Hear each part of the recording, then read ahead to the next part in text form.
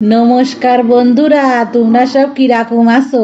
চলো তোমাকে আজকে আমি ফুলকপি দিয়ে ডাল রাঁধতে দেখাবো। জাগের পেঁয়াজ রসুন খাতি খাতি পেটে অর্ধেক চলটা ভরে গেছে, তাদের জন্য এই ডালটা আমি রাঁধলাম। 2 কাপ মতন মুগির ডাল কড়ার মধ্যে ফেলায় 2 থেকে 3 মিনিট মতন ভাজে নিতে হবে।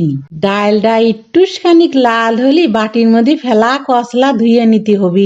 পাত করে কড়ার মধ্যে জল ফেলে ডাল কড়ারে সিদ্ধ করে নিলাম। ডালটা খানিকটা ফুটতে ফুটতে 1 চামচ হলুদ লবণ আর চিনি দিয়ে দিলাম। ডালটা যখন টকবক করে ফুটবে সাইডে ধুয়ে জিরোতি দিয়ে আমি রাঁধতে নেব অন্য উপকরণ গুলো। সোনার দামের দাম করার মধ্যে একটুখানি তেল ফেলা দিলাম। তেলটা গরম হলে ফুলকপি ওমা দেখি আমার ঘরে 2টো মূলো রয়েছে, তাও দিয়ে দিলাম আর একটুখানি হলুদ আর লবণ দিলাম।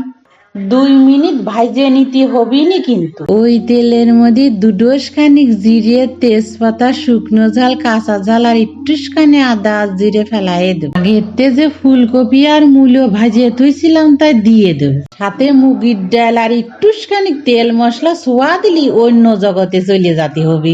1 চামচ মতন চিনি ফেলা দিয়ে একটু নাড়িয়ে নেব। আমার রান্না হয়ে গেছে বন্ধুরা, তোমরা আমার পাশে থাকেন।